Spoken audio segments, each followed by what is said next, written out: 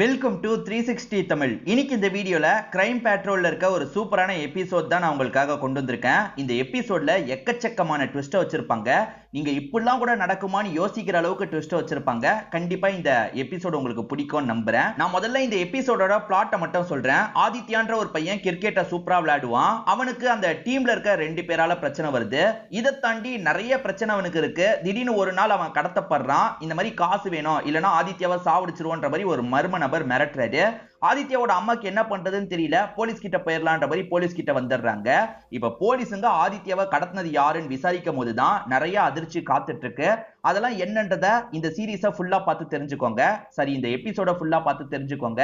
எக்ஸ்பிளனேஷனுக்குள்ள போறதுக்கு முன்னாடி வீடியோக்கு ஒரு லைக் போடுங்க. இந்த வீடியோ பிடிச்சிருந்ததுன்னா ஐபன்ற ஆப்ஷனை கிளிக் பண்ணி சப்போர்ட் பண்ணுங்க.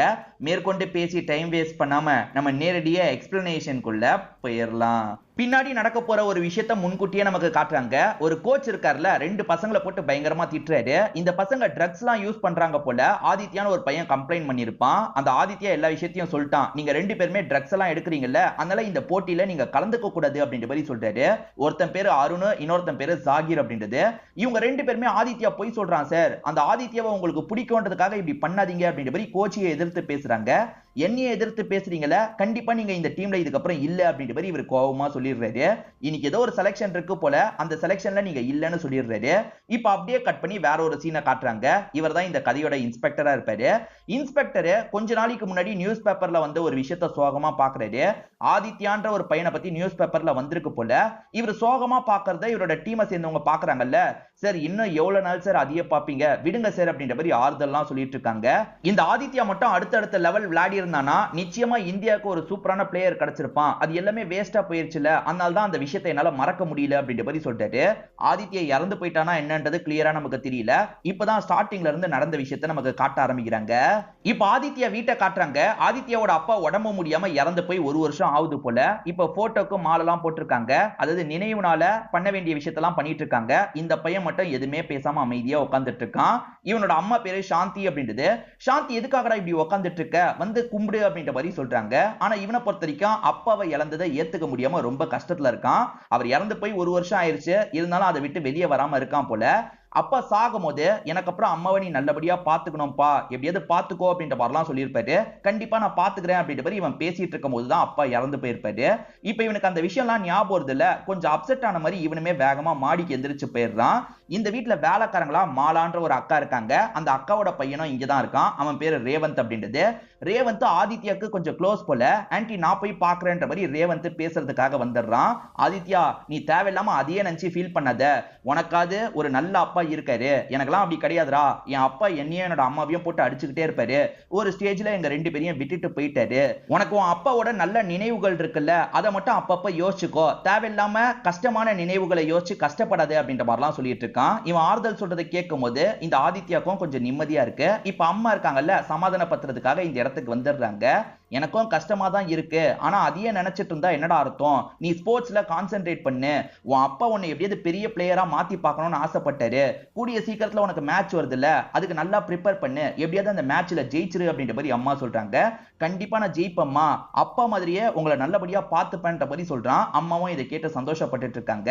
இப்ப முக்கியமான மேட்ச் அன்னைக்கு நடக்கிறத காட்டுறாங்க. இவன் மேட்சுக்காக கிளம்புறதுக்கு முன்னாடி ரேவந்த் கிட்ட நீலுவை பார்த்துட்டு போலான்னு சொல்றான். இன்னைக்கும் நீலுவை பார்க்கணுமா, சரி போலான்ற மாதிரி இந்த ரேவந்தும் ஏத்துக்கிறான். இப்ப 2 பேருமே மேட்ச் நடக்கிற இடத்துக்கு போகாம வேற ஒரு ஏரியாக்கு வராங்க. அதாவது ரேவந்தோட வீடு இருக்குல்ல, அந்த ஏரியாக்கு வராங்க. அங்க ஒரு வயசான பெரியவர் கால்ல அடிப்பட்ட மாதிரி வெளியே உட்காந்து நியூஸ் பேப்பர் படிச்சிட்டு இருக்காரு. ரொம்ப வயசானவர் மாதிரி தெரியுறாரு. இப்ப வந்து இந்த ஆதித்யா இருக்கான்ல, இவருக்கு கொஞ்சம் காசை தரான். இந்த மாசம் கம்மியா தான் காசு கிடைச்சது, அட்ஜஸ்ட் பண்ணிக்கோங்கன்ற மாதிரிலாம் காசை தந்துட்டு இருக்கான். அதாவது இந்த இடத்துல இந்த தாத்தாவும் இந்த தாத்தாவோட ஒய்ஃபும் இருந்துட்டு இருக்காங்க போல. அதே மாதிரி இவங்க கூட நீலுன்ற ஒரு பொண்ணு இருக்கா. அந்த நீலுன்ற பொண்ணுமே இவர் காசை தந்துட்டு இருக்கிறதெல்லாம் கவனிக்கிறா. அவ கையில நிறைய கீரெல்லாம் இருக்கு. நான் நீலு கிட்ட பேசிட்டு கிளம்புறேன் அப்படின்ற மாதிரி இவனுமே நீலு கிட்ட பேசுறதுக்காக மேல வந்துடுறான். இவனுக்கும் நீலுக்கும் என்ன சம்பந்தம் அப்படின்றது தெரியல. நீலு சோகமா உட்கார்ந்துட்டு இருக்கும் போது ஏதாவது என்கிட்ட பேசு அப்படின்ற மாதிரி இவனுமே பேச்செல்லாம் கொடுத்துட்டு இருக்கான். இப்பதான் ஸ்டார்டிங்ல நடந்த சீனை கனெக்ட் பண்றாங்க. அதாவது கோச் இருக்கார்ல, நீங்க 2 பேருமே இந்த மேட்ச்ல விளையாடக்கூடாது அப்படின்ற மாதிரி சொல்லிட்டாரு. எங்களை பத்தி தப்பு தப்பா ஆதித்யா சொல்றான், அதையும் நீங்க நம்புறீங்கன்ற மாதிரி கோச் கிட்டயே எதிர்த்து பேசுறாங்க. கோச்சும் திட்டி இவங்க 2 பேரையும் அனுப்பி விடுறாரு. இதுக்கெல்லாம் காரணம் அந்த ஆதித்யா தான், ஏதாவது பண்ணணும் அப்படின்ற மாதிரிலாம் யோசிச்சுட்டு இருக்காங்க. அப்பதான் ஆதித்யா எதிர நடந்து வந்துட்டு இருக்கான். ஆதித்யா, எங்களை மாட்டி விட்டு விளையாட விடாம பண்ணிட்டல, கண்டிப்பா உன்னை விட மாட்டோம் அப்படின்ற மாதிரி சொல்றாங்க. முடிஞ்சதை பாத்துக்கோங்க அப்படின்ற மாதிரி ஆதித்யாவும் இவங்களை பெருசா கண்டுக்காம இங்க இருந்து நடந்து கிளம்ப ஆரம்பிக்கிறான். இப்ப கோச் இருக்கார்ல, வேற ஒருத்தர் கிட்ட ஆதித்யாவை பத்தி பெருமையா சொல்லிட்டு இருக்காரு. நீங்க வேணா பாருங்க, இந்த செலக்ஷன்ல ஆதித்யா நல்லா விளையாடுவான், எனக்கு ரொம்ப நம்பிக்கை இருக்கு அப்படின்ற மாதிரிலாம் பேசிட்டு இருக்காரு. இப்ப ஆதித்யா அந்த இடத்துக்கு கொஞ்சம் லேட்டா வந்திருப்பாரு. ஏன் ஆதித்யா இன்னைக்கு கூட லேட்டா வந்த, சரி நீ ஓகே தானேன்னு கேட்கும் போது ஆதித்யா ஓகேன்ற மாதிரி சொல்றான். சரி போய் விளையாடு அப்படின்ற மாதிரி சொல்லிட்டாரு. இப்ப செலக்ஷனுக்கான விஷயம் தான் நடக்குது போல. அந்த மேட்ச்ல பயங்கரமா ஆதித்யா விளையாடிட்டு இருக்கான். சோ ஆதித்யா தான் நிறைய ரன் அடிச்சிருக்கான் போல. கோச் நீங்க சொன்னது உண்மைதான் அப்படின்ற மாதிரி அந்த சாருமே பாராட்டுறாரு. இப்ப ஆதித்யா பயங்கரமா ஸ்கோர் பண்ணிட்டான்ல, இவன் தான் டீம்ல செலக்ட் ஆக போறான்ற மாதிரி இவங்களுக்குள்ள பேசிட்டு இருக்காங்க. ஆதித்யாவுக்கும் பயங்கர சந்தோஷமா இருக்கு. ஆதித்யா இருக்கான் பாத்தீங்களா, அம்மாக்கு கால் பண்ணி இந்த விஷயத்த சொல்றான். அம்மாவும் இதை கேட்டு பயங்கரமா சந்தோஷப்படுறாங்க. உனக்கு பிடிச்ச ஸ்வீட்டை ரெடி பண்றேன், சீக்கிரமா வந்துரு அப்படின்ற மாதிரி சொல்றாங்க. சரிம்மா, இன்னும் கொஞ்ச நேரத்துல நான் கிளம்பிடுவேன் அப்படின்ற மாதிரி இவனுமே சொல்றான். கொஞ்சம் லேட்டாயும் பையன் வராம இருக்கான். இப்ப அம்மா இருக்காங்கல்ல, யாருக்கோ கால் பண்ணி பேசுறாங்க. பேசும்போது என்ன சொல்றாங்கன்னா, அந்த அசோக் தொடர்ச்சியா பிரச்சனை பண்ணிக்கிட்டே இருக்கான்ற மாதிரி சொல்றாங்க. யார் அசோக் அப்படின்றது நமக்கு கிளியரா தெரியல. அப்ப வேலைக்காரங்க வராங்கன்னு தெரிஞ்சோன்னே இவங்க பேசிட்டு இருக்கிறத மறைக்கிறாங்க. சோ யார்கிட்டயே இவங்க பேசிட்டு இருக்கிறது தெரியக்கூடாதுன்னு நினைக்கிறாங்க போல. இப்ப வந்த வேலைக்கார லேடி மாலா இருக்காங்கல்ல, தம்பி இன்னும் கொஞ்ச நேரத்துல வந்துருவாருன்னு நினைக்கிறேன், சரிம்மா நான் கிளம்புறேன் அப்படின்ற மாதிரி சொல்றாங்க. சரி ஓகேன்ற மாதிரி இந்த சாந்தியை அனுப்பி வச்சிடுறாங்க. இப்ப சாந்திக்கு ஒரு அன்னோன் நம்பர்ல இருந்து கால் வருது. அட்டென்ட் பண்ணி பேச ஆரம்பிக்கிறாங்க. எதிர வித்தியாசமா ஒருத்தன் பேசிட்டு இருக்கான். அவன் என்ன சொல்றான்னா, உன் பையனை நான் கடத்தி வச்சிருக்கேன், எனக்கு 50 லட்சம் ரூபாய் தந்தனா உன் பையனை விட்டுருவேன், இல்லனா சாவடிச்சிருவேன்ற மாதிரி மிரட்டுறான். இதை கேட்கிற சாந்தி அழ ஆரம்பிக்கிறாங்க. எதுக்காக அழுகுறாங்கன்னு மாலா வந்து பார்க்கும்போது தான் மாலாக்கு விஷயம் புரியுது. கவலைப்படாதீங்கம்மா அப்படின்ற மாதிரி மாலா ஆறுதல் சொல்றாங்க. இப்ப ஸ்டேஷனுக்கு கிளம்பி வந்து இவங்களுமே கம்ப்ளைண்ட் மாதிரி தந்துட்டு இருக்காங்க. என்னங்க சொல்றீங்க, சரி திரும்பி கால் வர வாய்ப்பு இருக்கு, நம்ம என்ன ஏதுன்றத பார்ப்போம். சரி உங்க பையன் இன்னைக்கு எங்க போனா அப்படின்னு சொல்லும் போது, என் பையனை பொறுத்த வரைக்கும் பிளேயரு, டீம்ல செலக்ட் ஆனதா சொன்னா, வீட்டுக்கு வந்துருவான்னு பார்த்தா லேட் ஆகிட்டே இருந்தது, திடீர்னு பார்த்தா இப்படி ஒரு கால் வந்துருச்சு, எப்படியாவது என் பையனை கண்டுபிடிச்சு தந்துருங்க அப்படின்ற மாதிரிலாம் கேட்கறாங்க. கவலைப்படாதீங்க நாங்க பாத்துக்கிறோம் அப்படின்ற மாதிரி இவங்களும் சொல்றாங்க. யார் கூடயாவது பிரச்சனை ஏற்பட்டதான்னு கேட்கும் போது இவங்க ஒரு விஷயத்த சொல்றாங்க. இவங்க ஹஸ்பண்ட் இறந்து போனதுனால ஹஸ்பண்டோட பார்ட்னர் கூட சேர்ந்து இவங்க தான் பிசினஸ் எல்லாம் ரன் பண்ணிட்டு இருக்காங்க. இந்த பிசினஸ் இதுக்கப்புறம் ரன் பண்ண கூடாது அப்படின்ற மாதிரி அசோக்னு ஒருத்தன் பிரச்சனை பண்றான். ஏன்னா இவங்க பிசினஸ் ரன் பண்ணா அவன் பிசினஸ் அடி வாங்குது போல. இதுக்கப்புறம் பிசினஸ் திரும்பி தொடங்கணும்னு நினைச்சீங்க, அவ்வளவுதான் அப்படின்ற மாதிரி அந்த அசோக் வார்னிங் கொடுத்திருப்பான். இத பத்தி தான் யார்கிட்டயே இவங்க போன்ல பேசியிருக்காங்க போல. அந்த அசோக் தான் என் மேல கோவமா இருந்தான், கடைசியே வாட்டி வரும்போது என் பையன் வேற கையை நீட்டிட்டான், அதனால என் பையன் மேலயும் கோவமா இருந்தான்ற மாதிரி சொல்றாங்க. இது மூலியமா அசோக்க சந்தேகப்பட்டு இவங்களுமே விசாரிக்கிறாங்க. அசோக் என்ன சொல்றாருன்னா, ஆமா சார் அந்த பையன் என் மேல கைய வச்சிட்டான், அந்த கோவத்துல இருந்தேன், ஆனா அதுக்காக நான் கடத்தி வச்சிருப்பேனா, நான்லாம் இந்த விஷயத்த பண்ணலன்ற மாதிரி சொல்றாரு. சரி இந்த டைம் நீங்க எங்க இருந்தீங்கன்னு கேட்கும்போது, நானுமே ஃப்ரெண்டு வீட்டுல குடிச்சிட்டு இருந்தேன் சார், மத்தபடி எனக்கு எதுவுமே தெரியாதுன்ற மாதிரி சொல்லிட்டாரு. இவர் சொல்றது நம்புற மாதிரியே இல்ல, இருந்தாலுமே இவருக்கு எதிராக எந்த ஒரு சாலிடான ப்ரூஃபும் இல்லல்ல, சரி இப்போதைக்கு இவர் அனுப்பி விடலாம் அப்படின்ற மாதிரி இவங்களுமே யோசிக்கிறாங்க. அந்த பையன் செலக்ஷன் ப்ராசஸ்லாம் முடிச்சு ஒரு 8 மணி வாக்குல கிளம்பி இருக்கான்ற மாதிரி அந்த இடத்த சேர்ந்தவங்க சொல்லியிருப்பாங்க. சோ 8 மணிக்கு கிளம்பினவன யாரோ அதுக்கப்புறம் தூக்கி இருக்காங்க. அந்த பையன் கிட்ட போன் இருக்குல்ல, கடைசியா எங்க கட்டாச்சு, எந்த லொகேஷன்ல கட்டாச்சுன்றதெல்லாம் கொஞ்சம் செக் பண்ணுங்க. அதே சமயம் மிரட்டல் கால் வந்ததுல, அந்த மிரட்டல் கால் எங்க இருந்து வந்தது அப்படின்றத ட்ரேஸ் பண்றதுக்கு ட்ரை பண்ணுங்க அப்படின்ற மாதிரி சொல்லிட்டாரு. இவரோட அசிஸ்டன்ட்களும் சரி அப்படின்ற மாதிரிலாம் இந்த இடத்துல ஏத்துக்கிறாங்க. இப்ப அந்த பையனை நமக்கு காட்டுறாங்க. ஆதித்யா ஏதோ ஒரு இடத்துல கண்முழிக்கிறான், தலையில கொஞ்சம் அடிபட்டிருக்கு போல. தலையில அடிபட்டதெல்லாம் இவன் பார்த்துக்கிட்டே கண்முழிச்சிட்டு இருக்க மாதிரி காட்டுறாங்க. இந்த ஆதித்யா நீலுன்ற ஒரு பொண்ணை வந்து பார்த்தான் பாத்தீங்களா, ஆதித்யா மிஸ் ஆகுறது இந்த நீலுன்ற பொண்ணுக்கும் தெரியுது. ஆதித்யா அண்ணன் மிஸ் ஆகுறாரா அப்படின்ற மாதிரி இந்த நீலு பயங்கரமா ஃபீல் பண்ணிட்டு இருக்கா. இவங்க ரெண்டு பேருக்குள்ள சரியா என்ன ரிலேஷன்ஷிப்னே தெரியல. ஆதித்யா அண்ணன் கிடைச்சிடணும் அப்படின்ற மாதிரி இந்த பொண்ணு ஃபீல் பண்ணிட்டு இருக்கா. ஒரு பிசிஓல இருந்து தான் அவன் கால் பண்ணிருக்கான்றது தெரிய வருது. கடைக்கு பக்கத்துல தான் அந்த பிசிஓ இருக்கும். யார் கால் பண்ணாங்க பாத்தியான்னு கேட்கும்போது, நிறைய பேர் கால் பண்ணுவாங்க சார், அதெல்லாம் நான் கவனிக்கலன்ற மாதிரி கடைக்காரர் சொல்றாரு. பக்கத்துல ஏதாவது சிசிடிவி இருக்கா, அது மூலியமா கால் பண்ணவன் யாருன்னு கண்டுபிடிக்க முடியுமான்னு யோசிக்கிறாங்க. அந்த வீட்டுல மாலான்னு ஒருத்தங்க வேலை பாக்குறாங்கல்ல, அவங்கள கூப்பிட்டு பேசுறாங்க. இதை தாண்டி வந்து மாலாவோட பையன் பேரு ரேவந்த் தானே, ரேவந்தும் ஆதித்யாவும் க்ளோஸ்ன்றது உங்களுக்கு தெரிய வருது. அதனால ரேவந்தையும் கூப்பிட்டு பேசுறாங்க. ஆதித்யாக்கும் வேற யாருக்கும் ஏதாவது பிரச்சனை போச்சா, அதை பத்தி உங்ககிட்ட ஷேர் பண்ணிருக்கானா அப்படின்ற மாதிரி இன்ஸ்பெக்டர் கேட்கிறாரு. இவனுமே யோசிச்சு யோசிச்சு பாக்குறான். ஆமா, அவன் பிராக்டிஸ் பண்ற இடத்துல 2 பேர் கூட பிரச்சனைன்னு சொன்னா அந்த 2 பேர் யாருன்றதை தெரிஞ்சுக்கலான்ற மாதிரி போலீஸுங்க இருக்காங்கல்ல, அந்த கோச் கிட்ட விசாரிக்கிறதுக்காக வராங்க. ஆமா சார், 2 பேரு அருண், ஜாகிர் எப்ப பாரு ஆதித்யா கூட சண்டை போட்டுக்கிட்டே இருப்பாங்கன்ற மாதிரி ஒரு விஷயத்த சொல்றாரு. கொஞ்ச நாளைக்கு முன்னாடி பிராக்டிஸ்க்காக ஆதித்யா வரும்போது கையில வந்து கட்டு போட்டிருப்பான். என்ன விஷயம்னு கேட்கும்போது அவங்க 2 பேர் அடிச்சிட்டாங்கன்னு சொல்லியிருப்பான். தொடர்ச்சியாவே அவங்க மிரட்டிக்கிட்டே தான் இருந்திருக்காங்க போல.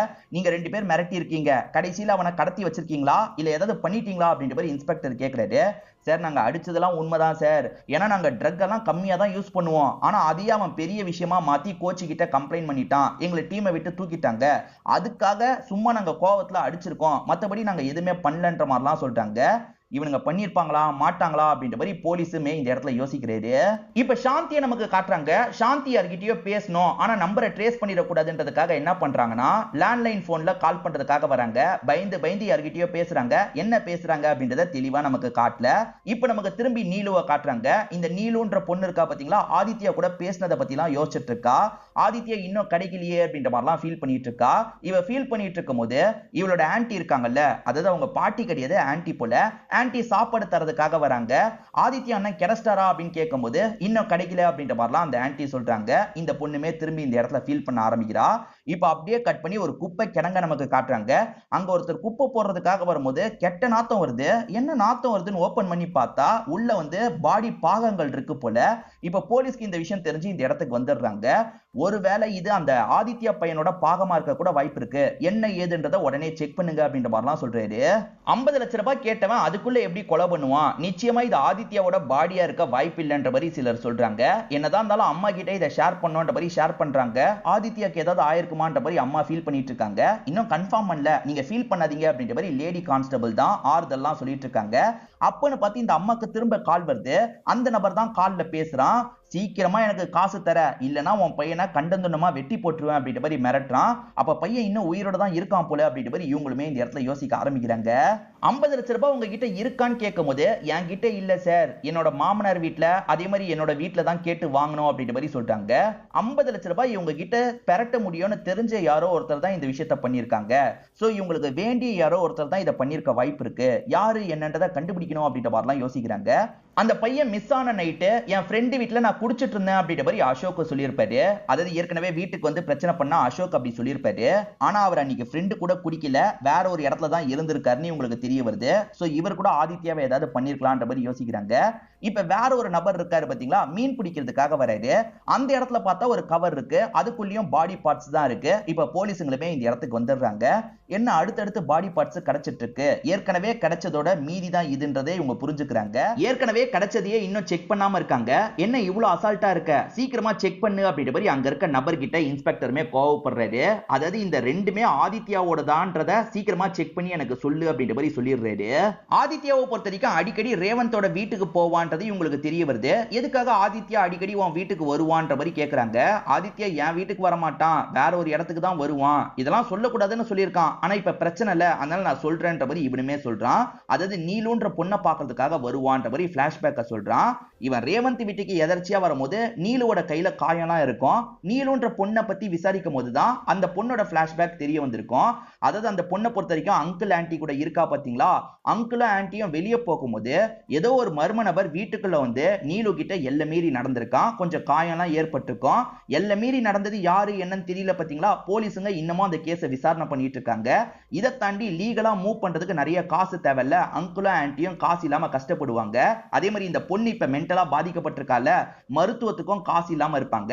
அப்பதான் அந்த பையன் வந்து, அதாவது ஆதித்யா பையன் இந்த கஷ்டத்தெல்லாம் புரிஞ்சுக்கிட்டு நான் பினான்சியலா சப்போர்ட் பண்றேன் அப்படின்ற மாதிரி நீலுவோட ஃபேமிலிக்கு சப்போர்ட் பண்ணிருப்பான். அன்னைக்கு காசு தந்து இந்த மாசம் இவ்வளவுதான் முடிஞ்சதுன்னு சொன்னா பாத்தீங்களா, நீலுக்கு சப்போர்ட் பண்றதுக்காக தான் அந்த காசை தந்திருப்பான் போல. அதே மாதிரி அடிக்கடி நீலு கிட்ட பேசுவான். இவ்வளவுதான் சார் நடந்தது அப்படின்ற மாதிரிலாம் அங்கிளும் ஆன்டியும் சொல்றாங்க. இப்ப இவர் இருக்கார்ல, நீலு கிட்ட பேசுறதுக்காக வராரு. நீ அவனை கவனிச்சியாமா, அவனோட அடையாளம் ஏதாவது தெரிஞ்சா சொல்லுமா, நான் உனக்கு சப்போர்ட்டிவா இருக்கேன், யாருன்றதை கண்டுபிடிக்கிறேன்ற மாதிரி சொல்லிட்டாரு. ஆனா இந்த பொண்ணு அதை பத்தி நான் பேச விரும்பல, முதல்ல இங்க இருந்து போங்கன்ற மாதிரி கோவப்படுறா. இவங்களுமே இங்க இருந்து கிளம்ப ஆரம்பிக்கிறாங்க.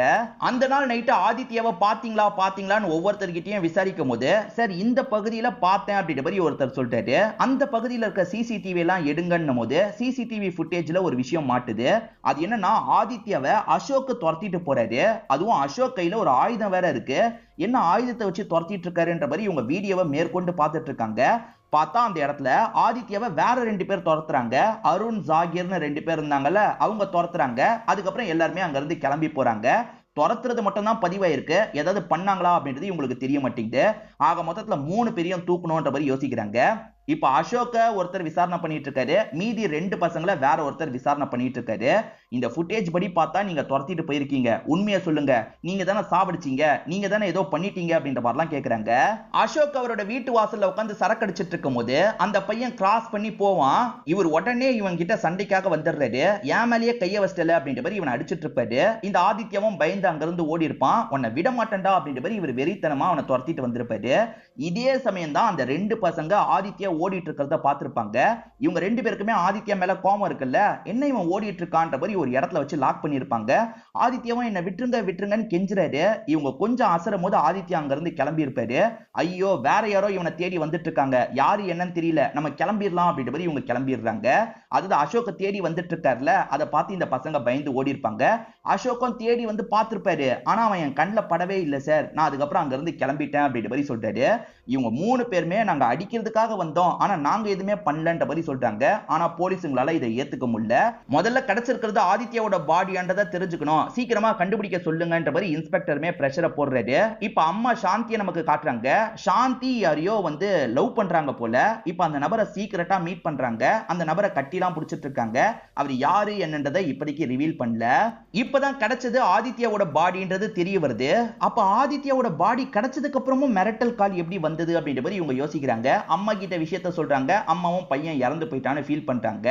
இப்பதான் வேலைக்கார லேடியான மாலா பேசுறதுக்காக வந்திருக்காங்க. சார் அவன் இறந்து போயிட்டான்னு தெரிஞ்சதுக்கு அப்புறம் இதை சொல்லாம இருந்தா சரி இருக்காது சார், அதனால தான் சொல்றதுக்காக வந்திருக்கன்ற மாதிரி ஒரு விஷயத்தை ரிவீல் பண்ண ஆரம்பிக்கிறாங்க. அது என்னன்னு பாத்தீங்கன்னா, ஒரு நாள் ஆதித்யா ஸ்கூல்லாம் முடிச்சுட்டு வீட்டுக்கு வருவான். அந்த சமயம் அம்மா இருக்காங்கல்ல, ஒருத்தர் கிட்ட சிரிச்சு பேசுறாங்க.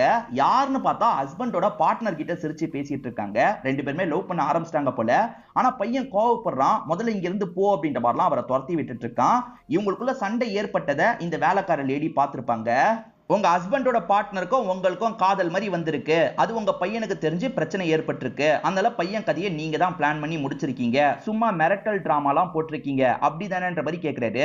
சார் அந்த மாதிரிலாம் கிடையவே கிடையாது சார், எங்க 2 பேருக்குள்ள பழக்கம் போனது உண்மைதான் சார், என் பையனோட மனசை மாத்திரலாம் நினைச்சேன், ஆனா என் பையனை நானே எப்படி சார் சாவடிப்பேன், எங்களுக்கும் இதுக்கும் சம்பந்தமே கிடையாது சார், நம்புங்க சார் அப்படின்ற மாதிரி 2 பேருமே சொல்லிட்டு இருக்காங்க. ஆக்சுவலா வீட்டுக்கு வந்து நீலு கிட்ட பேசுறதுக்கு இன்ஸ்பெக்டர் ட்ரை பண்ணும்போது நீலு பேச மாட்டேன்னு சொல்லிட்டா பாத்தீங்களா. ஆனா இப்ப நீலவே ஸ்டேஷனுக்கு வந்திருக்கா. நீ என்னமா ஸ்டேஷனுக்கு வந்திருக்க, என்ன விஷயம்னு கேட்கும்போது நான் சாரை பார்த்து பேசணும் அப்படின்ற மாதிரி சொல்றா. இப்ப இன்ஸ்பெக்டருமே என்கிட்ட என்ன பேசணும், உனக்கு ஏதாவது தெரிஞ்சா சொல்லு அப்படின்ற மாதிரி கேட்கிறாரு. என்கிட்ட எல்லை மீறி நடந்தது யாருன்னு எனக்கு தெரியும்ன்ற மாதிரி சொல்றா. நான் அதை ஆதித்யா கிட்ட சொன்னதுதான் பிரச்சனைன்னு சொல்றா. என்னமா சொல்ற, தெளிவா சொல்லுன்னு இவர் கேட்கறது. இந்த பொண்ணுமே எல்லா விஷயத்தையும் ரிவீல் பண்ண ஆரம்பிக்கிறா. ஆக்சுவலா இந்த பொண்ணோட பேரண்ட்ஸ் இறந்து போனதுக்கு அப்புறம் அங்கிள் ஆன்டி வீட்ல இருக்க ஆரம்பிச்சிருப்பா. அங்கிள் தான் அப்பப்ப டீஸ் பண்ற மாதிரி இந்த பொண்ணு கிட்ட கொஞ்சம் எல்லை மீறி நடக்கிற மாதிரிலாம் பண்ணியிருப்பாரு. ஆதித்யா எப்பவுமே இந்த பொண்ணுக்கு ஆறுதல் சொல்றதுக்காக வருவார் பாத்தீங்களா, அந்த மாதிரி ஆறுதல் சொல்லிட்டு இருக்கவரு இதுக்கு யாருமா காரணம், என்கிட்ட சொல்லு, கண்டிப்பா நான் லீகலா என்ன பண்ணுமோ பண்றேன்ற மாதிரிலாம் நம்பிக்கை வார்த்தை பேசுறாரு. இந்த பொண்ணுமே மனசுல இருக்கிறதா சொல்லிடுறாங்க. என் அங்கிள் தான் அந்த விஷயத்தை பண்ணாருன்ற மாதிரி சொல்லிட்டாங்க. அங்கிள் எல்லை மீறி நடக்கும் போது இந்த பொண்ணு பயத்துல கத்திருப்பா. அங்கிள் உடனே அங்க இருந்து கிளம்பி போயிருப்பாரு. அக்கம் பக்கத்து வீட்டுக்காரங்களாம் வந்ததுக்கு அப்புறம் அங்கிளுமே எதுவுமே தெரியாத மாதிரி டிராமா பண்ணிருப்பாரு. அதாவது 3வது மனுஷன் ஒருத்தன் வந்துதான் தப்பா நடந்த மாதிரி அங்கிள் டிராமா பண்ணிருப்பாரு. இதை வெளியே சொன்னா அவ்வளவுதான் அப்படின்ற மாதிரி இந்த பொண்ணை மிரட்டி வச்சிருப்பாரு. நான் மென்டலா பாதிக்கப்பட்ட மாதிரி எல்லாரையும் நம்ப வச்சிட்டு இருக்காரு. நீ காசு தரணும்னு இதை வச்சே உங்ககிட்ட இருந்து காசுலாம் வாங்கிட்டு இருக்காரு. என் அங்கிள் தான் தப்பானவரு, அவருக்கான தண்டனையை வாங்கி தரியா அப்படின்ற மாதிரி ஆதித்யா கிட்ட கேக்குறாங்க. கண்டிப்பா நான் வாங்கி தரமா, நீ கவலைப்படாத அப்படின்ற மாதிரி ஆதித்யாவும் ஆறுதல்லாம் சொல்லிட்டு இருக்கான். அப்பன்னு பார்த்து இவங்க பேசின எல்லா விஷயத்தையும் அங்கிள் கேட்டுறாரு. ஏன்னா ஆதித்யா எப்ப பேச வந்தாலும் அங்கிள் காதை வச்சு கேட்டுக்கிட்டே தான் இருப்பாரு. சோ எல்லா விஷயத்தையும் இந்த பொண்ணு சொல்லிட்டான்றது அங்கிளுக்கு தெரிய வருது. இப்ப இவனுமே நீ தான் இதுக்கெல்லாம் காரணம் இல்ல, நான் உன்னை விட மாட்டேன்டா அப்படின்ற மாதிரி அங்கிள் கிட்ட கோவமா பேசிட்டு இங்க இருந்து கிளம்புறான். ஐயோ இவனுக்கு தெரிஞ்சிருச்சு, இவனை ஏதாவது பண்ணணும் அப்படின்ற மாதிரி அங்கிள் யோசிக்கிறாரு. இப்ப ஆதித்யா இறந்து போயிருக்கானா அதுக்கு பின்னாடி அங்கிள் தான் காரணமா இருக்க வாய்ப்பு இருக்கு. ஆதித்யா அண்ணனை என்னோட அங்கிள் தான் ஏதோ பண்ணிட்டாரு, தயவு செஞ்சு என்னோட அங்கிளை ஏதாவது பண்ணுங்க அப்படின்ற மாதிரிலாம் இந்த பொண்ணு கேக்குறா. அப்ப கண்டிப்பா அந்த பெருசு தான் ஏதோ பண்ணிருக்குன்ற மாதிரி இவரும் யோசிக்கிறாரு. அந்த அங்கிளை வீட்லயே லாக் பண்ணி தான் வச்சிருப்பாரு. அந்த அங்கிளை ஏமாத்திட்டு தான் இந்த பொண்ணு வெளியே வந்திருக்கா போல. இது எல்லாத்தையும் இன்ஸ்பெக்டருக்கு புரிய வைக்கிறா. இப்ப இன்ஸ்பெக்டருமே அங்கிளை போட்டு அடி அடின்னு அடிக்கிறாரு. ஆன்ட்டிக்குமே இந்த விஷயம் போக போக தெரிஞ்சிருக்கும், அங்கிளை காப்பாத்துறதுக்காக மறைச்சிருப்பாங்க. இப்ப அங்கிளை போட்டு அடிக்கிற அடியில இவருமே என்ன சொல்றாருன்னா, நான் எல்லை மீறி நடந்தது உண்மைதான், ஆதித்யாக்கு தெரிஞ்சோன்னா நான் பயந்ததும் உண்மைதான், ஆனா ஆதித்யாவை நான் எதுவுமே பண்ணல சார், நம்புங்க சார், ஆதித்யாவை சாவடிச்சது நான் இல்லைன்ற மாதிரிலாம் அங்கிள் சொல்றாரு. ஆனா அங்கிள் நீடோ விஷயத்துல பண்ணதே தப்பு தானே, அதுக்காகவே இவரை கூட்டு போனோன்ற மாதிரி கூட்டு போறாங்க. மேற்கொண்டு அங்கிள் அடி அடின்னு அடிச்சிருப்பாங்க, ஆனா ஆதித்யாவை கொன்னது நான் இல்லைன்ற மாதிரி சொல்லியிருப்பாரு. அவரோட டவர் ரேஞ்ச் எல்லாம் பார்க்கும்போது அவர் பண்ணிருக்கிறதுக்கு வாய்ப்பு இல்லைன்னு இவங்களுக்கும் தெரியுது. சரி, இந்த கேஸ்ல சம்பந்தப்பட்ட எல்லாரையும் ஆள் போட்டு வாட்ச் பண்ணு, ஏதாவது க்ளூ கிடைக்கும்ன்ற மாதிரி இன்ஸ்பெக்டர் சொல்லிட்டாரு. இப்ப ஆள் போட்டு இந்த கேஸ்ல சம்பந்தப்பட்ட எல்லாரையும் பார்த்துட்டு இருக்காங்க. சாந்தி இருக்காங்கல்ல, திங்ஸ் எல்லாம் எடுத்துட்டு எங்கேயோ கிளம்புறாங்க. சாந்தி எங்க போறாங்கன்ற மாதிரி ஆளுங்க பார்த்துட்டு இருக்காங்க. அசோக் எங்கேயோ போறாரு, அசோக் எங்க போறாருன்னு ஆளுங்க பார்த்துட்டு இருக்காங்க. இந்த மாதிரி எல்லாரையும் பார்த்துட்டு இருக்காங்க போல. அதே மாதிரி தான் வேலைக்கார லேடியான மாலாவையும் பாக்குறாங்க. இப்ப மாலா மார்க்கெட்ல இருந்து வரும்போது தெரிஞ்ச அக்கா இருக்காங்கல்ல, என்ன மாலா பழம் வாங்கிட்டு வருவேன்னு பார்த்தா இவ்வளவு ஐஸ் கட்டிய வாங்கிட்டு வந்திருக்கன்ற மாதிரி அந்த அக்காவும் பேக பார்த்து கேக்குறாங்க. மாலா சமாளிக்கிற மாதிரி பதில் சொல்றாங்க, இல்லக்கா இந்த மாதிரி வந்து வெயில் காலம்ல, அதனால தான் ஜூஸ் போடுறதுக்காக ஐஸ் எல்லாம் வாங்கிட்டு வந்திருக்கன்ற மாதிரி சொல்றாங்க. இத பார்த்துட்டு இருக்க இந்த இன்ஃபார்மருக்கு லைட்டா டவுட் வருது. இன்ஸ்பெக்டருக்கு கால் பண்ணி இந்த விஷயத்த சொல்றாரு. இது ஐஸ் வாங்கிட்டு போறாங்களா அப்படின்ற மாதிரி இன்ஸ்பெக்டருமே ஆச்சரியமா கேக்குறாரு. அவங்க என்ன பண்றாங்கன்னு வாட்ச் பண்ணிக்கிட்டே இரு, நான் வந்துடுறேன் அப்படின்ற மாதிரி இன்ஸ்பெக்டரோட அசிஸ்டன்ட்டும் இவர்கிட்ட சொல்லிடுறாரு. இந்த இன்ஃபார்மருமே என்னதான் பண்றாங்கன்ற மாதிரி கவனிக்கிறாரு. அவங்க ஃப்ரிட்ஜே வச்சிருக்காங்க, அந்த ஃப்ரிட்ஜுக்குள்ள என்னென்னமோ கவர் மாதிரி இருக்கு, அந்த கவர் கூட இந்த ஐஸ் எல்லாம் கலந்துட்டு இருக்காங்க. சோ கண்டிப்பா ஏதோ பண்றாங்க அப்படின்றத தெரிஞ்சுக்கிட்டு டீம்லாம் இந்த இடத்துக்கு வந்துடுறாங்க. என்ன ஏதுன்னு செக் பண்ணும்போது ஏற்கனவே ஆதித்யாவோட கொஞ்சம் பார்ட்ஸ் எல்லாம் கிடைச்சது பாத்தீங்களா, மீதி பார்ட்ஸை ஃப்ரிட்ஜ்ல தான் வச்சிருக்காங்கன்றது தெரிய வருது. அதே மாதிரி ஆதித்யாவோட கிட்டலாம் இருக்கு பாத்தீங்களா, அதெல்லாம் இங்கதான் இருக்கு, அதுல ரத்த கரெல்லாம் இருக்கு. இவங்க தான் ஏதோ பண்ணிருக்காங்கன்றது கன்ஃபார்ம் ஆயிருது. நீ தான் ஆதித்யாவை சாவடிச்சிருக்கல்ல, வான்ற மாதிரி வேகமா இழுத்துட்டு போயிட்டு இருக்காங்க. அப்பதான் இவங்களோட பையனான ரேவந்தி எதிர வந்துட்டு இருக்கான். தம்பி, உன் அம்மா தான் ஆதித்யாவை சாவடிச்சிருக்காங்க, அரெஸ்ட் பண்ணி கூட்டு போயிட்டு இருக்கோம் அப்படின்ற மாதிரி இவங்க சொல்றாங்க. அதுக்கு அந்த பையன் இருக்கான்ல, என் அம்மாலாம் இந்த விஷயத்த பண்ணல, நான் தான் பண்ணன்ற மாதிரி சொல்றான். இல்ல சார், இவன் போய் சொல்றான், நான் தான் பண்ணன்ற மாதிரி அம்மா சொல்றாங்க. ஆனா பையன் இருக்கான்ல, என் அம்மா என்ன காப்பாத்துறதுக்காக இப்படி சொல்லிட்டு இருக்காங்க, நான் தான் இந்த விஷயத்த பண்ணன்ற மாதிரி சொல்றான். இப்ப ரெண்டு பேரையும் ஸ்டேஷனுக்கு கூட்டு வந்துடுறாங்க. இந்த பையன் என்ன சொல்றான்னா, என்ன காப்பாத்துறதுக்கு இவ்வளவு ட்ரை பண்ணீங்கம்மா, இதுக்கு மேல என்ன காப்பாத்த முடியாது, விட்டுருங்கம்மா அப்படின்ற மாதிரி எல்லா விஷயத்தையும் போலீஸுங்களை பார்த்து சொல்ல ஆரம்பிக்கிறான். இந்த கடத்தல் பிளான் எல்லாத்தையும் சொன்னதே ஆதித்யாவா தான் இருப்பான். ஆதித்யாவும் ரேவந்தும் ஃப்ரெண்ட்ஸ் இல்ல. ரேவந்த் கிட்ட ஆதித்யா என்ன சொல்றான்னா, இந்த மாதிரி மிரட்னா கண்டிப்பா என்னோட அம்மா 50 லட்சம் ரூபாய் ரெடி பண்ணிடுவாங்கன்ற மாதிரி சொல்றான். எப்படி சாந்தி ஆண்டி கிட்ட அவ்வளவு காசு இருக்கும்னு ரேவந்த் கேட்கும் போது, என் அம்மா கிட்ட அவ்வளவு காசு இல்ல, ஆனா என் அம்மாவோட மாமியார் கிட்ட, அதாவது தாத்தா பாட்டி கிட்ட நிறைய காசு இருக்கு, அந்த காசெல்லாம் அரேஞ்ச் பண்ணி தந்துருவாங்க, அது மூலியமா நீயும் நானும் சேர்ந்து ஒரு பிசினஸ் ஸ்டார்ட் பண்ணிடலாம், பார்ட் டைமா மட்டும் நான் வேலை பார்க்கறேன், நீ ஃபுல் டைமா பண்ணிக்கோ, லாபத்துல 75% நீ எடுத்துக்கோ, 25% மட்டும் எனக்கு தந்தா போதும், அது மூலியமா என்னோட அம்மாவை நான் நல்லபடியா பார்த்துப்பேன், அதே மாதிரி நான் கிரிக்கெட்டர் ஆயிட்டேன்னா இன்னமும் நல்லபடியா பார்த்துப்பேன், என் அம்மா அந்த பார்ட்னர் கூட பழகிறது எனக்கு பிடிக்கல, நான் சம்பாதிக்க ஆரம்பிச்சிட்டேன்னா என்னோட அம்மா நான் சொல்றதை கேட்பாங்க, அவனை விட்டு விலகி வந்துருவாங்க அப்படின்ற மாதிரிலாம் இந்த பையன் சொல்லியிருப்பான். சோ இவங்க ரெண்டு பேர் சேர்ந்து தான் எல்லா பிளானையும் போட்டிருக்காங்க. இவங்க வீட்டுக்குள்ள வச்சே ரெக்கார்ட் பண்ணிடுவாங்க, இவங்களுக்கு தேவையான எல்லாத்தையும் வீட்டுக்குள்ள வச்சே ரெக்கார்ட் பண்ணிடுவாங்க. அந்த போன்ல இருந்து பிசிஓல கனெக்ட் பண்ணிடுவாங்க, அதாவது ரெக்கார்ட் பண்ணதை அங்க பிளே பண்ற மாதிரி கனெக்ட் பண்ணிடுவாங்க. அந்த கடையில இருக்க நபர் நல்லா வேலை பார்த்துட்டு இருக்கும் போது இந்த பையன் இருக்கான் பாத்தீங்களா, ரெக்கார்ட் பண்ணதெல்லாம் பிளே பண்ணிருப்பான். அந்த 3 பேருமே அட்டாக் பண்றதுக்காக ட்ரை பண்ணாங்க பாத்தீங்களா, அந்த 3 பேர் கிட்ட இருந்தும் தப்பிச்சு தான் இவன் வந்திருப்பான். தப்பிச்சு வந்த விஷயத்தெல்லாம் இந்த பையன் கிட்ட சொல்லிட்டு இருக்கான். இந்த பையனுக்கு தெரிஞ்ச ஒரு இடம் இருக்கும், அந்த இடத்துல தான் இவங்க ரெண்டு பேருமே இருந்திருப்பாங்க. அப்புறம் எதுக்காக நான் தேவையில்லாம ஆதித்யாவை சாவடிச்சு அப்படின்ற மாதிரி இன்ஸ்பெக்டர் கேட்கிறாரு. நான் வேணும்ட்டே பண்ணல, இதுதான் நடந்தது அப்படின்ற மாதிரி இவனுமே நடந்த விஷயத்த சொல்ல ஆரம்பிக்கிறான். ஆக்சுவலா ஆதித்யாக்கு டைம் போக போக வந்து லைட்டா பயம் வர ஆரம்பிக்குது. அம்மாவால காசை ரெடி பண்ண முடியாம கஷ்டப்பட்டுட்டு இருக்காங்க. அதனால ஆதித்யா இருக்கான்ல, இந்த பிளான் ஃபிளாப் தான் ஆகும் போல, பேசாம நான் கிளம்பிடுறேன், ஏதாவது சொல்லி சமாளிச்சிடலான்ற மாதிரி சொல்றான். நீ சமாளிச்சிருவ, மிரட்டினது நான் தானே, எனக்கு ஏதாவது லீகலா ப்ராப்ளம் வந்துற போது, அதே மாதிரி அந்த காசு இருந்தா பிசினஸ் பண்ணலாம்டா, நீ சொன்ன ஐடியாவை எக்ஸிக்யூட் பண்ணலான்ற மாதிரிலாம் சொல்றான். என்ன ரேவந்த், இப்ப உனக்கு காசு முக்கியமா படுது போல, அதனால தான் இப்படி பிளானை யோசிக்கிற போல, எனக்கு இதெல்லாம் சரிப்பட்டு வர மாதிரி இல்ல, நிறுத்திடலாம் அப்படின்ற மாதிரி சொல்றான். ஆனா ரேவந்துக்கு நிறுத்துறதுல உடன்பாடு கிடையாது. எப்படியாவது காசை வாங்கிடணும் அப்படின்ற மாதிரி யோசிக்கிறான். ஆனா ஆதித்யா ஒத்து வராத மாதிரி பேசிக்கிட்டே இருக்கான்ல, அதனால கோவத்துல இவன் ஆதித்யாவை அடிக்கிறான். ஆதித்யா அதுல இறந்து போயிடுவான். இறந்து போனோன்னா இந்த பையனுக்கு என்ன பண்றதுன்னு தெரியல. அந்த கிட் இருக்குல்ல, அதுக்குள்ள பாடியை போட்டு வீட்டுக்கே கொண்டு வந்துருவான். அம்மா கிட்ட எல்லா விஷயத்தையும் சொல்லிடுவான். சோ இவங்க பாடியை கொஞ்சம் கொஞ்சமா டிஸ்போஸ் பண்றதுக்கு முடிவு பண்ணிடுறாங்க. இப்படி முடிவு பண்ணதுக்கு அப்புறமும் ஒரு வாட்டி மிரட்டல் காலை பண்ணலாம், போலீஸை கன்ஃபியூஸ் பண்ணலான்றதுக்காக மிரட்டல் கால் மாதிரி பண்ணிருப்பாங்க. மத்தபடி இவங்க பாடியை கொஞ்சம் கொஞ்சமா டிஸ்போஸ் பண்றதை தான் பிளானா வச்சிருப்பாங்க. ஆனா போலீஸுங்க இன்ஃபார்மர் போட்டு பார்த்ததுல இந்த அம்மா மாட்டிக்கிட்டாங்க. அம்மாவால பையனும் மாட்டிக்கிட்டான்.